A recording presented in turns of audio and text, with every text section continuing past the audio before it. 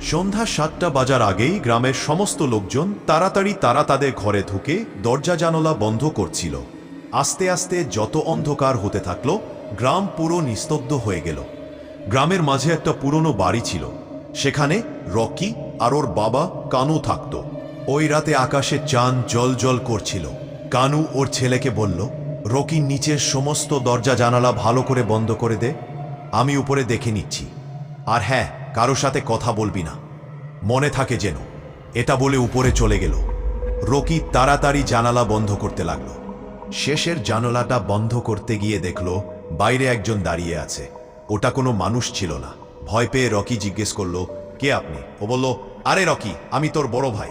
Rocky চমকে উঠল আর বলল, তুমি তো মারা গিয়েছিলে। ও বলল, আমি ভিতরে আসতে চাই। হঠাৎ জোরে ওর জানালা বন্ধ হয়ে গেল। তারপর পিছনে ঘুরে দেখলো বাবা দাঁড়িয়ে আছে। বাবা রেগে গিয়ে বলল, আমি মানা করেছিলাম না কারো সাথে কথা না বলতে উপরে যাও। রাকি ভয় পেয়ে ছুটে উপরে ওর ঘরে চলে গেল। বিছানায় শুয়ে শুয়ে ওর মনে একটাই চিন্তা, ওটা কি সত্যিই ওর ভাই ছিল? ভাবতে ভাবতে হঠাৎ চিৎকার করে বলল, বাবা! কানু ছুটে এলো। বাবা, ওটা কে ছিল?